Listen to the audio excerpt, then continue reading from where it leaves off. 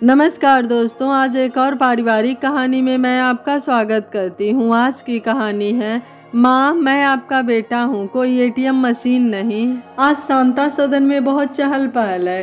कामिनी जी के पति रमाकांत जी ने अपनी माँ शांता जी के नाम पर घर का नाम शांता सदन रखा था। कुछ वर्ष पहले रमाकांत जी का आकस्मिक निधन हो गया था। राहुल घर का बड़ा बेटा है, उस पर दो छोटी बहनें शीला व रानी की जिम्मेदारी पिता के अचानक चले जाने पर उसके कंधों पर आ गई। राहुल को अपने शहर से दूर सूरत में नौकरी मिली तो उसने फौरन ही ज्वाइन कर ली। घर से दूर तो था पर इतना संतोष था कि घर परिवार की ज़रूरत को पूरा कर पा रहा था। कुछ साल बाद राहुल की शादी की बातें चलने लगी। राहुल ने कहा कि वह शीला और रानी की शादी के बाद अपनी शादी करेगा, परंतु कामिनी जी ने कहा कि घर में बहू आ जाएगी तो अच्छा रहेगा। बेटियों की विदाई से पहले घर में बेटी आ जाएगी। रमाकांत जी के बचपन के दोस्त यमुना प्रसाद जी ने राहुल के लिए माला का रिश्ता भेजा। सुंदर संस्कारी माला कामिनी जी, शीला, रानी और राहुल को देखते ही पसंद आ गई। आज शांता सदन में खुशी का माहौल है। कामिनी जी के बेटे राहुल की शादी है। शांता सदन फूल मालाओं और बिजली की लड़ियों से जगमगा रहा है। कामिनी जी का एक पाँव एक पुकार पर यहाँ तो दूसरे ही पल कहीं और पाया जाता। दोनों बहनें शीला व रानी भी चचेरी में मेरी बहनों के साथ बारात में जाने के लिए तैयार हो रही थी। नाते रिश्तेदारों से घर भरा हुआ था। हलवाई के बड़े बड़े कड़ाह भट्टियों पर चढ़े हुए हैं। मिठाइयाँ नमकीन के उतरने के बाद दही बड़े के लिए बड़े सिंकने लगे हैं। छोटे फूफा जी की फरमाइश पर गुजिया सेकी जाने लगी। बड़े फूफा जी को लस्सी की तलब लगी तो झट से महाराज ने मोटी मलाईदार लस्सी हाजिर कर दी। मिनट मिनट पर एक लड़का सबकी चाय की तलब पूरी करने के लिए हर आधे घंटे में चाय नाश्ता सर्व कर रहा था। चाचा जी के चश्मे की कमानी टूट गई तो फट से लड़का जाकर सही करा लाया। मामा जी मुस्तैदी से अपनी ड्यूटी निभा रहे हैं, और हो भी क्यों नहीं, आखिर इकलौते भांजे की शादी है। जीजा जी के न रहने पर दीदी को भैया का बहुत बड़ा सहारा है। घर में चहल पहल का माहौल है। लड़कियों को तैयार होने से फुर्सत नहीं है। कोई अपने लहंगे की चुनरी पिन अप करवा रही है तो कोई साड़ी की प्लेट सेट करवा रही है। किसी के बालों की स्टाइलिंग में टाइम लग रहा है तो कुछ साड़ी का पल्लू सेट करवा रही हैं। राहुल को फूफा जी ने पान का बीड़ा खिलाया। चचेरी भाभी ने काजल का टीका और आंखों में सुरमा लगाकर तैयार किया। घोड़ी पर सवार सजीले वर की छटा देखते ही बनती थी। कामिनी जी प्योर बनारसी साड़ी में दूल्हे की ठसकदार माँ के रूप में सभी बारातियों में अलग ही शोभा बढ़ा रही थी। बारात लड़की वालों के घर पहुंची। आदर सत्कार से बारातियों का स्वागत करने के बाद जयमाल संपन्न हुआ। दुल्हन माला के चाचा चाची ने कन्यादान की रस्म कर माला का हाथ राहुल के हाथों में सौंप दिया। राहुल ने माला के चाचा चाची को माला को हमेशा प्यार व सम्मान से रखने का भरोसा दिलाया। इस तरह धूमधाम से राहुल की शादी माला से हो गई। शादी के बाद सुधा जी ने माला को बहुत लाड प्यार से अपनाया। माला भी घर में खुल मिल गई थी। धीरे धीरे माला ने घर का अधिकतर काम में हाथ बटाना शुरू कर दिया। राहुल और माला की शादी हुए 10 ही दिन हुए थे। अरेंज मैरिज है, दोनों ही एक दूसरे को समझने का प्रयास कर रहे हैं। राहुल ने जितना माला को जाना है उससे वह दिल की भली और परिवार में घुल मिल कर रहने लगी है। माला को तो राहुल तभी पसंद आ गए थे जब वह अपनी माँ और बहनों के साथ देखने आए थे। माला अपने चाचा चाची के घर रहती थी। बचपन में उसके माता पिता का स्वर्गवास हो गया था, जिसके बाद वह चाचा चाची के घर में आ गई। चाचा माला को ले तो आए थे पर चाची को माला फूटी आँख नहीं सुहाती थी। 8 साल की माला घर में चाची का हाथ बटाने लगी। चाचा के बच्चे पब्लिक स्कूल में पढ़ते थे, उसे सरकारी स्कूल में पढ़ाया गया। चाचा का तो मन था कि भाई की इकलौती निशानी का ख्याल रखे, माला को भी पब्लिक स्कूल में पढ़ाएं, पर चाची के आगे उनकी नहीं चली। चाची बात बात में माला को अनाथालय छोड़ने की धमकी देती थी। माला जो स्नेह पाती थी वो चाचा से ही मिलता था। चाचा के बच्चे तो उसे बहन की जगह काम करने वाली ही समझते थे।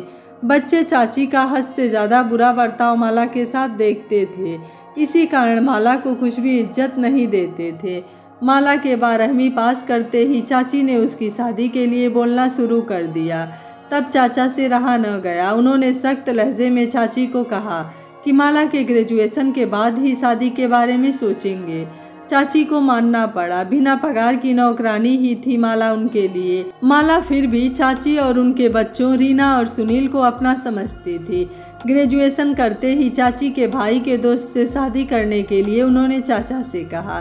चाचा जानते थे कि वह लड़का कुछ काम करता नहीं है, कुछ दिन छोटा मोटा काम करता है, फिर नौकरी छोड़ देता है, सारा रुपया पैसा दोस्तों में उड़ा देता है, जब पैसा खत्म हो जाता है फिर कुछ कर लेता है, जिम्मेदारी से भागता है। ऐसे लड़के से शादी करने से अच्छा है कि शादी ही न की जाए। चाचा ने मना कर दिया। चाची की एक न चली। फिर चाचा के दोस्त यमुना प्रसाद जी ने राहुल का रिश्ता सुझाया। यमुना प्रसाद जी के जान पहचान के थे। राहुल का परिवार दूसरे शहर में रहता है और राहुल की नौकरी सूरत में है। तय हुआ कि शादी के बाद माला को राहुल सूरत ले जाएगा। राहुल शादी के लिए 15 दिन की छुट्टी लेकर आया था। 10 दिन बाद उसने अपना रिजर्वेशन करवाने के लिए माँ से कहा और साथ ही माला को ले जाने की आज्ञा मांगी। राहुल बेटा, अभी तो तुम्हारी शादी को 10 दिन ही हुए हैं। अभी तो हमने अपनी बहू को ढंग से जाना भी नहीं है। बहू के साथ कुछ समय बिताने दो। ऐसा करो, अभी तुम अकेले चले जाओ। छुट्टियां भी खत्म हो रही हैं, ज़्यादा रुके तो तनख्वाह कट जाएगी। यहाँ का वहाँ का सारा खर्चा तुम्हें ही देखना है। कामिनी जी ने अपने इकलौते बेटे राहुल से कहा। कामिनी जी ने ऐसा बोला तो राहुल कुछ कह नहीं पाया। सोचा माँ और बहनें क्या सोचेंगी, कितना उतावला हो रहा है अपनी पत्नी को ले जाने के लिए। फिर उस रात राहुल ने माला को बाकी सारी बात बताई, जिस पर माला ने कहा, आप निश्चिंत होकर जाइए, मैं घर पर ही हूँ। मैं यहाँ सभी का ख्याल रखूँगी, मेरा घर परिवार है। राहुल को अपनी पत्नी की समझदारी की बातों पर प्यार आया और गर्व भी हुआ कि आते ही माला ने परिवार को अपना समझकर दिल से नाता जोड़ लिया है। इधर माँ के ऐसा कहने पर राहुल नवविवाहिता माला को कुछ और दिन बाद ले जाने को कहकर अपनी जॉब पर सूरत चला गया। इस तरह शादी के 15 दिन के बाद राहुल अपनी नौकरी पर चला गया। सूरत से वह 6 महीने के बाद ही आ पाता था। जगह दूर भी है और इतनी जल्दी छुट्टी मिल नहीं पाती है। इधर राहुल के जाने के बाद माला को याद तो बहुत आई। घर में कामिनी जी और अपनी दोनों नंदों शीला और रानी का ख्याल रखने लगी। धीरे धीरे सारा काम उस पर छोड़कर वे तीनों फ्री हो गईं। राहुल से बात पहले हर दिन हो जाती थी, पर अब कई दिनों बाद हो पाती है। कारण यह है कि माला को छोड़कर बाकी सबके पास अपना मोबाइल फ़ोन है। माला को शर्म आती है स्वयं से बोलने पर कि राहुल से बात करनी है। अपने आप कोई लगाकर देता नहीं। शुरू में तो राहुल के फ़ोन आने पर झट से बात करा देती थी। अब तो ऐसा है कि कभी कह देती हैं कि छत पर है, या नहाने गई है, या पड़ोस में गई है, या कमरा बंद करके बैठी है, या खाना बना रही है। जैसे कुछ भी बहाने। बात करे हुए 8 दिन भी हो जाते हैं। 3 महीने बाद राहुल ने माँ से फ़ोन पर कहा, माला को आकर ले जाता हूँ। जिस पर कामिनी जी ने बोला कि शादी में छुट्टी ली थी, अब फिर से ली तो तनख्वाह कटेगी, तो कम से कम 6 महीने बाद आओ। राहुल मन मार कर रह गया। कितने दिनों बाद बात होती है तो दोनों एक दूसरे से ज़्यादा कुछ बता भी नहीं पाते। कोई न कोई ननद को उसी समय फ़ोन पर कुछ ज़रूरी काम याद आ जाता है और वो बीच में आकर कॉल बंद करवा देती है। इधर माला भी सोचती कि घर अपना है, खाली रहकर क्या करूँगी, तो काम में ही व्यस्त रहती। काम करने की आदत बचपन से ही है। कामिनी जी ने महीने भर के अंदर बर्तन झाड़ू पोछे वाली को रवाना कर दिया था। घर में कामिनी जी के मायके से कोई न कोई मेहमान आया करता था। कामिनी जी और शीला व रानी को काम करने से कोई लेना देना नहीं है। यदि किसी काम में देर हो जाए तो चिल्लाने में देर नहीं करती हैं।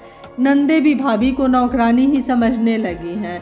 कभी उनकी सहेलियों के लिए कुछ बनाना है, कभी उनके कॉलेज के लिए कुछ काम करना है तो माला को ही आवाज़ लगाई जाती।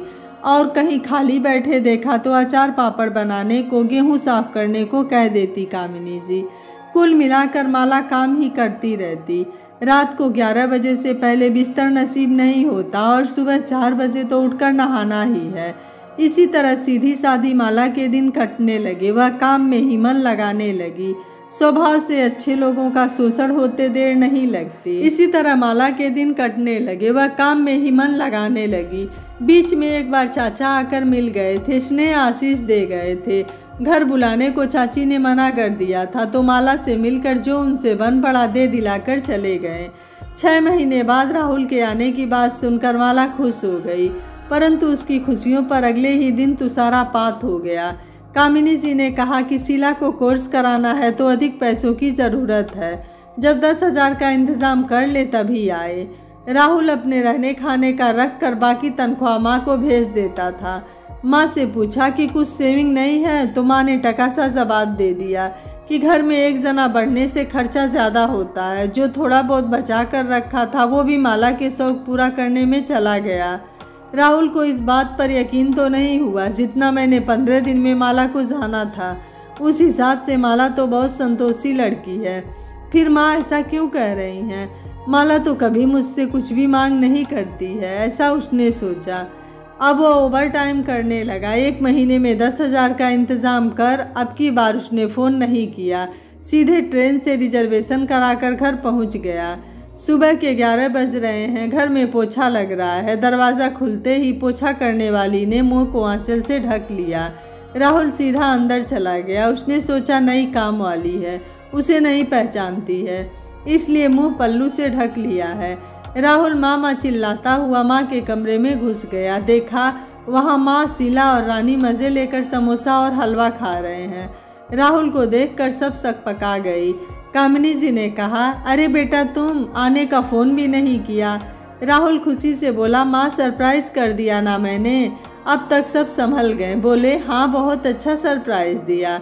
राहुल ने सबसे हाल चाल पूछकर कहा, माला कहाँ है? मैं यहाँ हूँ। आवाज़ सुनकर सबने देखा। लाल रंग की सुंदर सुनहरी बूटियों वाली साड़ी में माला चाय की ट्रे के साथ दरवाजे पर खड़ी है। राहुल ने माला को देखा। माला बहुत कमज़ोर लग रही थी। माला, फिर राहुल ने सोचा बहुत महीनों बाद मिला है इसलिए ऐसा लग रहा है। हाथ मुँह धोकर चाय नाश्ता करने के बाद राहुल अपने कमरे में अपना बैग लेकर गया। माला भी साथ में कमरे में गई और राहुल का सामान और कपड़े अलमारी में सेट कर दिए। राहुल झुककर जूते के फीते खोल रहा था कि अचानक उसकी निगाह एक साड़ी पर पड़ी जो डबल बेड के नीचे गठरी बनाकर रखी हुई थी। राहुल ने हाथ बढ़ाकर खींचकर डबल बेड के नीचे से साड़ी निकाल ली। साड़ी देखते ही वह चौंका और बोला, यह तो वही साड़ी है जो पोछा लगाने वाली पहनी हुई थी। हमारे कमरे में कैसे आई? माला की ओर देख उसने माला से कहा, तुमने पहनी थी? माला ने कोई उत्तर नहीं दिया, बस आंखें झुका ली। माला कुछ बोलती इससे पहले राहुल बोला, 1 मिनट, क्या वो तुम थी जो पोछा लगा रही थी जब मैं आया? हाँ, इसलिए तुमने अपना मुंह मुझे देखकर छुपा लिया था। फिर वह सीधे ही माला को बाँह से पकड़कर माँ के कमरे में ले गया। एक हाथ में उसके वही साड़ी थी। माला झाड़ू पोछा क्यों कर रही थी? मैं तो सभी खर्चों के पैसे आपको भेजता हूँ। यह काम वाली जैसी साड़ी, माला इतनी दुबली कैसे हो गई है? यह क्या हालत हो गई है इसकी? आप तो कहती थी कि हर समय कमरे में आराम करती है, खाती रहती है, सोती रहती है। ऐसी शक्ल होती है आराम करने वालों की। नई नवेली दुल्हन जैसी तो नहीं, घर की नौकरानी जैसी हालत में रह रही है। माँ और शीला व रानी के पास बोलने को कुछ नहीं था। राहुल से उन्होंने बहाने बनाए कि काम वाली छुट्टी पर है। काम वाली अगले दिन भी नहीं आई। काम वाली होती तब तो आती। राहुल अब तक सब समझ चुका था। हालांकि माला ने उससे एक शब्द भी नहीं बताया, पर अब वह जान चुका था कि उसे यहाँ आने से जानबूझकर रोका क्यों जा रहा था। चौथे दिन राहुल कुछ काम है ऐसा कहकर बाहर गया। पीछे से कामिनी जी, शीला व रानी माला पर राशन पानी लेकर चढ़ गईं। कहने लगी, तुमने ही बताया है, जब उसे आता देख लिया था तो साड़ी उसके हाथ कैसे लग गई? यह मत सोचना कि हम तुम्हें राहुल के साथ जाने देंगे। कोई ना कोई बहाना बनाकर रोक लेंगे। तुम्हारी बेहतरी इसी में है कि राहुल को कैसे भी करके बताओ कि तुम यहाँ बहुत खुश हो। अचानक से आवाज़ आई, माँ रहने दो, इसकी अब ज़रूरत नहीं है। कामिनी जी बोली, आ गया बेटा, हम तुम्हारे बारे में ही बात कर रहे थे। माला कह रही थी कि अभी उसे हमारे साथ रहना है। माला, बताओ राहुल को कि तुम यहाँ खुश हो और इसकी सारी गलतफहमियाँ दूर करो। राहुल बोला, कल निकलना है माँ। कामिनी जी अपनी खुशी दबा कर बोली, ठीक है बेटा, जल्दी आना दोबारा, माला को भी याद आती है तुम्हारी। राहुल ने कहा, अब याद नहीं करेगी माला मुझे माँ? कामिनी जी ने आश्चर्य से पूछा, क्यों? माँ, माला मेरे साथ जाएगी, मैंने हम दोनों का रिजर्वेशन करवा लिया है। बीच में जब छुट्टी मिलेगी तब मिलने आएंगे, राहुल ने बताया। माला अवाक खड़ी थी। राहुल को देखकर बोली, पर? राहुल ने उसे कहा, अब और नहीं सहने दूंगा तुम्हें। तुमसे शादी की है, मुझे तुम्हारे प्रति फर्ज निभाने दो। माँ, तुम माँ होकर भी अपने फर्ज को भूल गई, लेकिन मैं बेटा होकर भी अपने फर्ज को कभी नहीं भूलूंगा। आप लोगों के प्रति अपने सभी कर्तव्य निभाता रहूंगा, लेकिन अपनी पत्नी को सम्मान और उसकी ज़िंदगी में खुशहाली लाना भी मेरा ही फर्ज है। उसने अपने मायके में बहुत तकलीफ सहे हैं और मैं यह नहीं चाहता हूँ कि वह तकलीफ उसे ससुराल में भी मिले। और मैं भी तुम्हारा बेटा हूँ माँ, कोई एटीएम मशीन नहीं, और यह भी बहू है तुम्हारी, घर की नौकरानी नहीं। माँ, मैंने आप पर कितना भरोसा किया, और आप भी दो दो बेटियों की माँ हैं। कल को अगर तुम्हारी बेटियों के साथ भी इसी तरह का व्यवहार हो तो तुम्हें कैसा लगेगा? यह भी किसी की बेटी है माँ। कामिनी जी, शीला और रानी की आंखें शर्म से झुक गई थी। कामिनी जी अपना माथा पकड़कर बैठ गईं। अब उन्हें और शीला व रानी को अच्छे से समझ में आ गया था कि उनके सारे बुरे कर्मों का खुलासा हो गया है। अब उनकी दाल नहीं गलने वाली। तीनों के चेहरे से मुखौटा उतर चुका है, बेनकाब हो चुकी हैं। अगले दिन राहुल और माला सूरत की ट्रेन में बैठकर चल दिए। राहुल ने माना से कहा, अब तुम्हारे दुख सहने के दिन गए, मुझे माफ़ कर दो, चलकर अपना घरौदा बनाएंगे। माला ने कहा, इसमें आपका क्या कसूर, मेरा सौभाग्य कि मुझे आप जैसे समझदार जीवन साथी मिले। ट्रेन चली जा रही थी मंजिल की ओर, और माला भी राहुल के कंधे पर अपना सिर टिकाकर चली जा रही थी अपने सपने की दुनिया में उड़ान भरने को। आपको राहुल का फैसला कैसा लगा, आप मुझे अपनी राय कमेंट बॉक्स में ज़रूर दीजिएगा। वीडियो पसंद आया है तो वीडियो को लाइक, शेयर एंड चैनल को सब्सक्राइब कर लीजिएगा। Thank you for watching. मिलते हैं अगली कहानी में।